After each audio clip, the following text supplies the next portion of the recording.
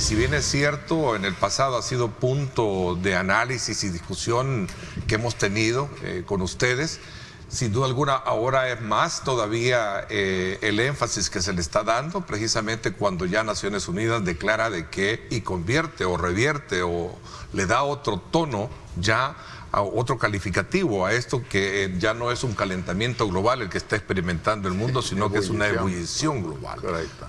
¿Cómo tomó esto usted, Mire, estas declaraciones? Lo que dijo el presidente, el secretario general, ¿Sí? Antonio Guterres, Guterres, sí. es correcto, ciertamente. Es que mire, estamos en un cambio climático ocasionado por un incremento de la temperatura de la atmósfera. Es una realidad. Y histórico, según entiendo. Esto no se había generado. No, correcto. No, se viene desde hace siglo y medio. ¿Va? Pero el punto es, bueno, sobre todo a partir de 1950, es cuando se muestra claramente. Los últimos 9 años, desde 2014 para acá, han sido los 9 años más calientes desde que se tienen registros. Los últimos 9 años. Ahora, si ya vamos a meses, fíjese bien. Julio 2019 tenía la temperatura récord, que era 16.63 grados centígrados. ¿Va a creer usted que este mes que acaba de pasar, desde el 3 de julio en adelante, todos los días la temperatura fue más alta que el récord anterior? Fíjese que antes se decía que ya por el año 2040 la temperatura promedio del planeta va a llegar a 1.5 si no cambiamos nuestro proceder. Ahora que se está hablando, se va a llegar a 1.5 en los próximos 5 años. Okay. O sea, en 2, 3 años vamos a llegar a esa temperatura. Y no solo es que lleguemos, como le decía, al incrementar la temperatura, sucede lo que pasa en un incendio. Cuando usted quema, por ejemplo, un poquito de maleza, ahí puede estar, ¿va? Cuando el incendio se hace grande, el mismo incendio genera condiciones para seguir avanzando, ¿me entiende? Porque calienta el ambiente, lo vuelve seco, y el fuego se propaga con mucha más facilidad, el incendio. Entonces, eso sucede también con una serie de mecanismos, en la ciencia se llaman de retroalimentación positiva, ¿verdad? Podemos llamarle círculos viciosos, la palabra más usual. Eso lo que nos garantiza es que el problema va para peor. Okay. Ese es el punto. No solo pues es el aspecto de cambio climático, hay que verlo, pero sí está ya generando impacto significativo lo que sucede con el cambio climático. Pero también hay otras variables, como los altos precios de los insumos agrícolas han disminuido un poco a partir de esto de la guerra Rusia-Ucrania. Ahora hay que sumar el tema del incremento del precio del combustible. Por ejemplo, en el seguimiento de precios, en el análisis de precios que nosotros hacemos, la gasolina regular con el precio que tenemos ahorita de 4.48 es el precio que estaba hace 11 años. Hace 11 años tuvimos ese precio. Entonces, para que tengamos idea de cómo también va incrementándose otro medio que es importante para la cadena de distribución de los alimentos.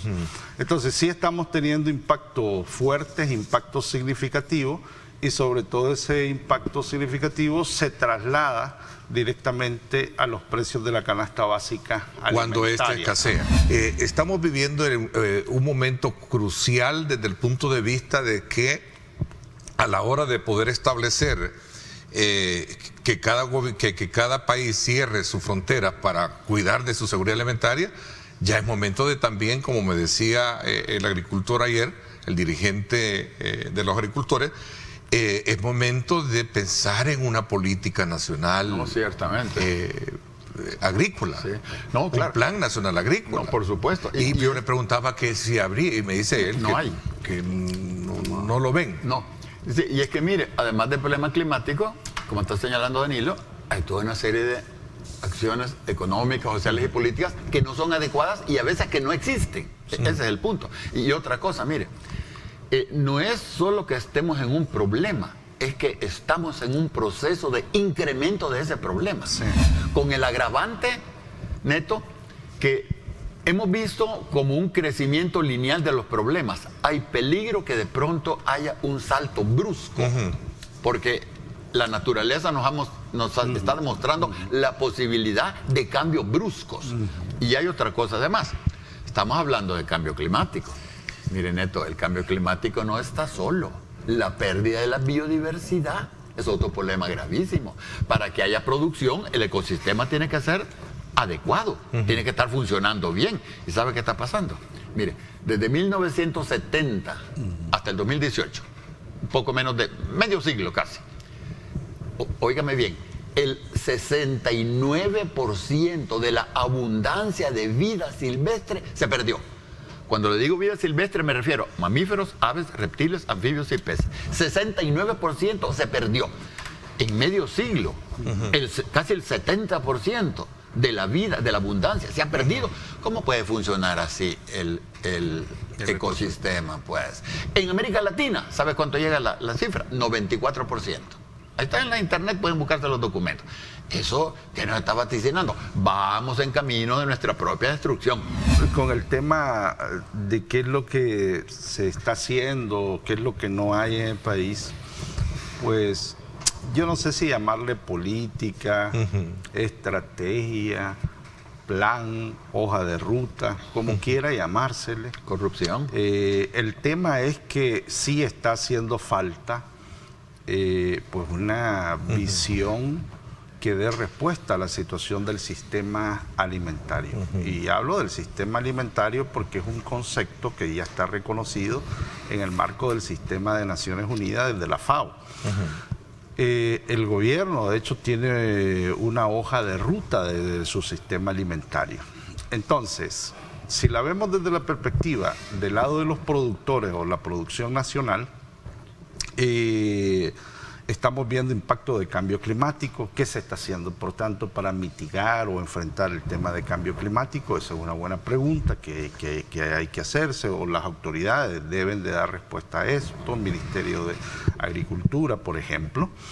Si lo vemos desde la perspectiva siempre de los productores, se necesita crédito, se necesita subsidio. Nosotros hemos dicho que en este momento los productores necesitan subsidio por el elevado precio de los insumos agrícolas.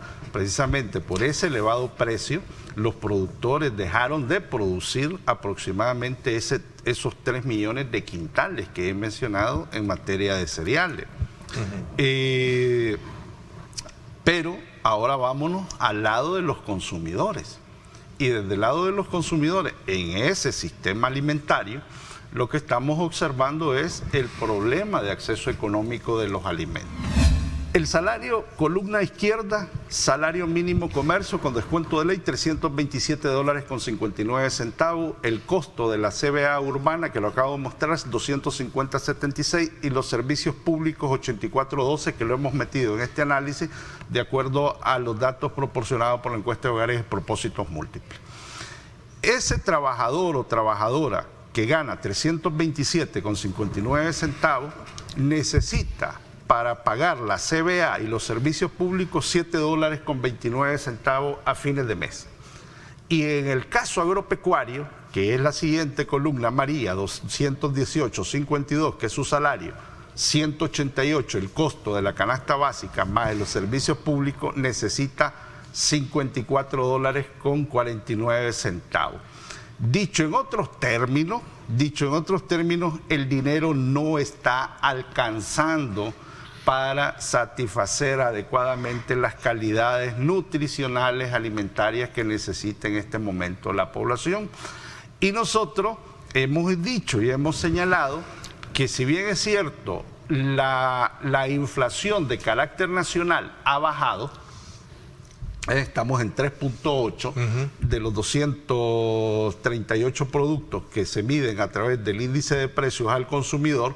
Sin embargo, los 22 productos de la canasta básica alimentaria en una inflación interanual acumulada que venimos analizando desde el año 2021 representa un incremento del 21% en la urbana y 25% en la rural. Así están los datos, eso es lo que yo estoy trasladando, ese es el nivel de la inflación.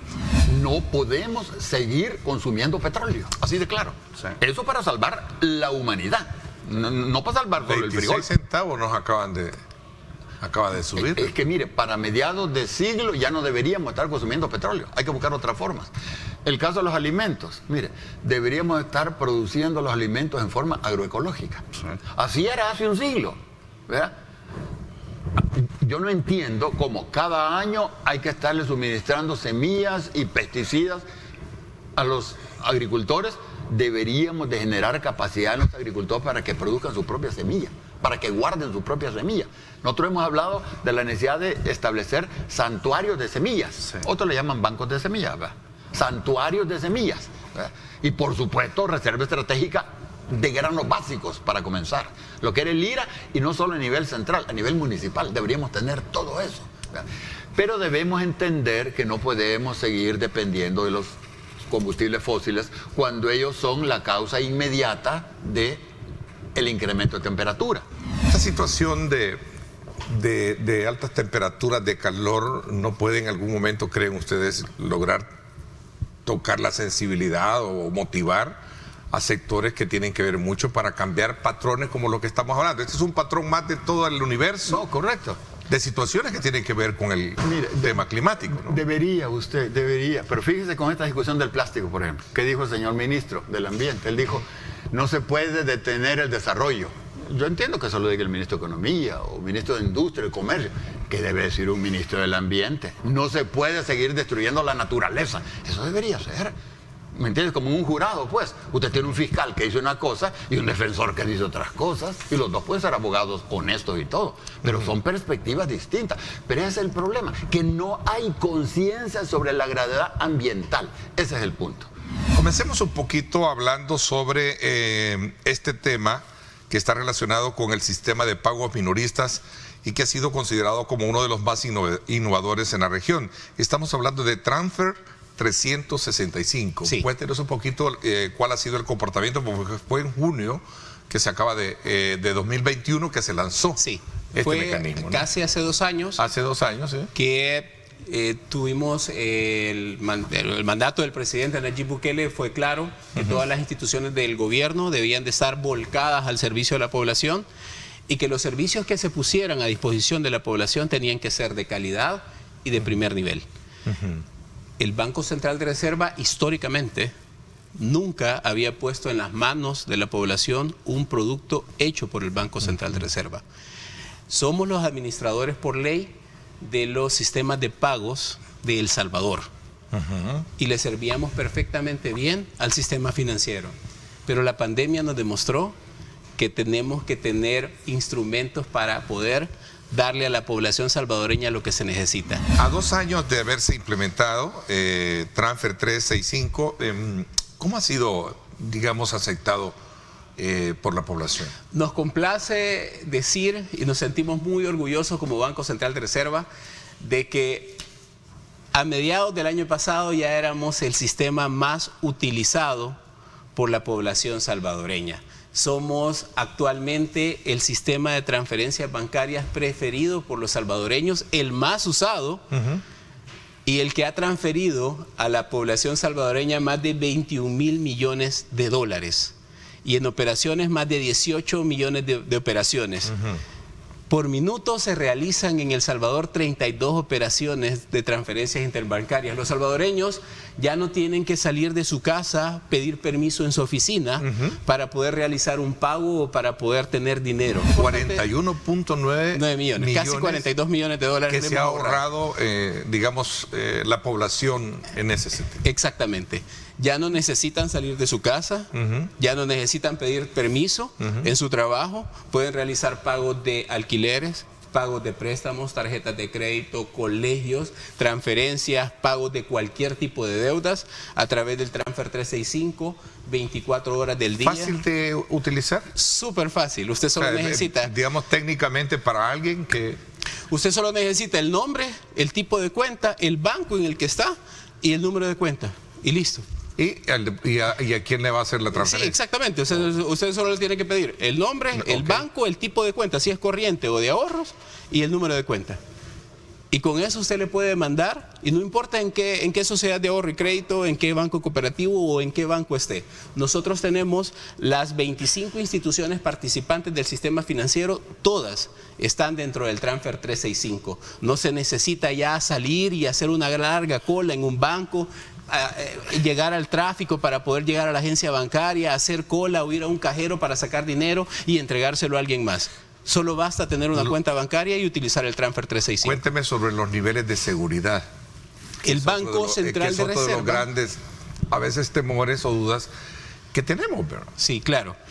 Vamos a también a sentirnos orgullosos nuevamente como Banco Central de que tenemos la infraestructura tecnológica suficiente y competente para poder alimentar los sistemas de pagos de El Salvador, que no solamente es uno, el Transfer 365 solamente es un componente pequeño dentro de todo el grupo de sistemas de pago de El Salvador.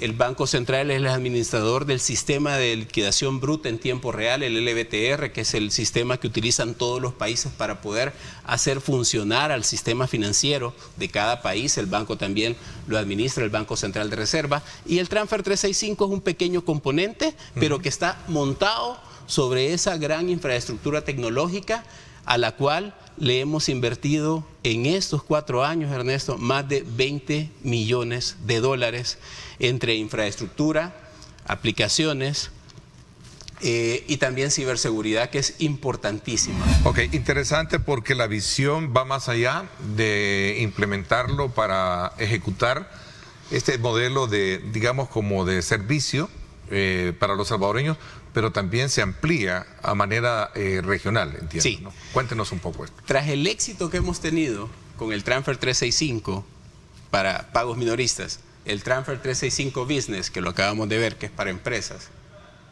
el 17 de julio, hace poco, lanzamos el Transfer 365 regional, el Centroamérica y República Dominicana.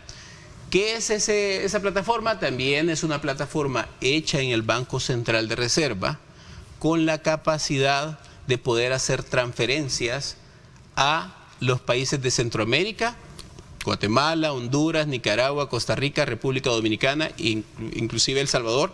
Centroamérica y República Dominicana son 6 países que no estaban interconectados financieramente. Esta plataforma lo ha realizado y en tiempo récord.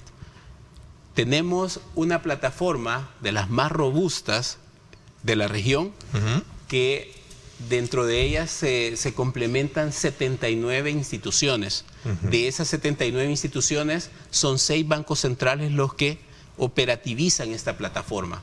Si quitamos esos 6 bancos centrales, son 73 instituciones en Centroamérica y República Dominicana a las cuales se pueden hacer transferencias desde El Salvador. Volviendo al Transfer 365, Centroamérica y República Dominicana. ¿Por qué Centroamérica y República Dominicana? ¿Por qué no otro país? Se preguntarán, ¿verdad? La economía de El Salvador está en plena dinamización.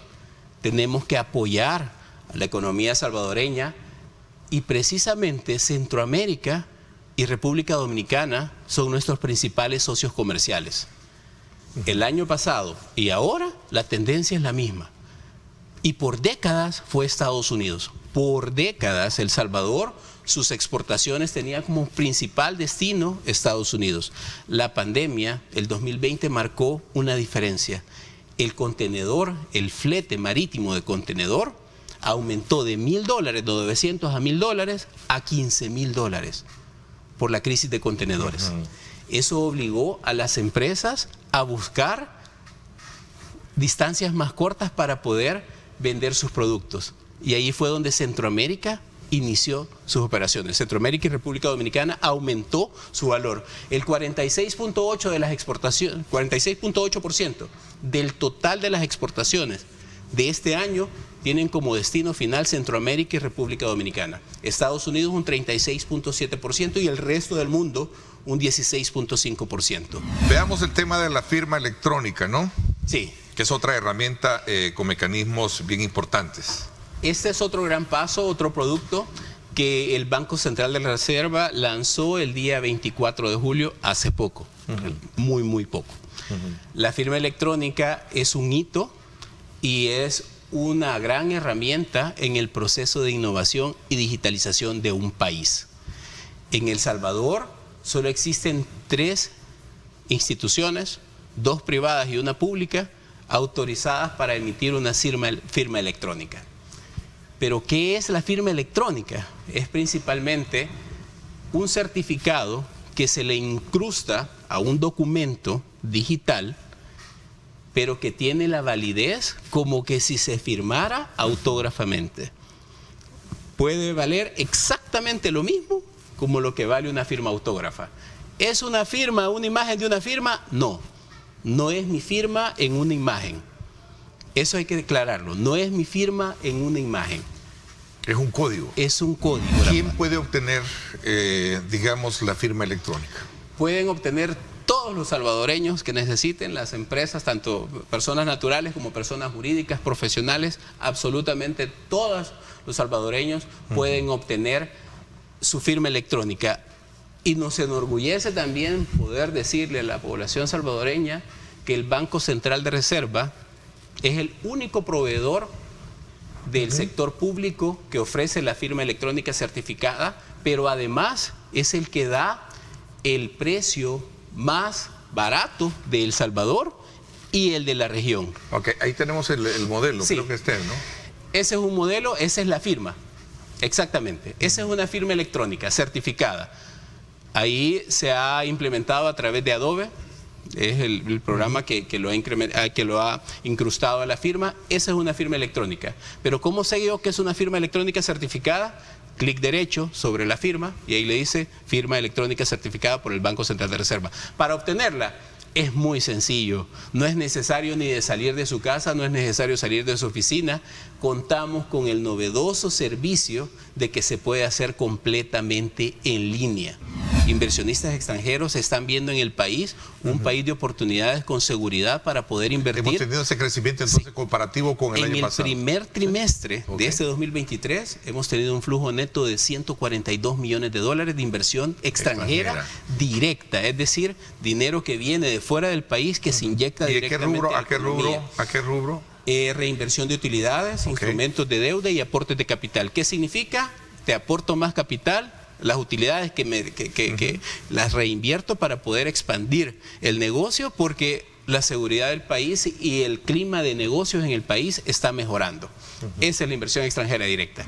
El crecimiento de este país, aún con todos estos factores que tenemos actualmente, es positivo, será del 2 al 3%, un rango del 2 al 3%. La inflación, que ya tiene 10 meses de estar bajando consecutivamente, cerrará dentro del 3.5 al 4.5%. Okay. Muy buenas perspectivas. El país avanza gracias a las políticas y a las estrategias tomadas por nuestro presidente Nayib Bukele. Interesante.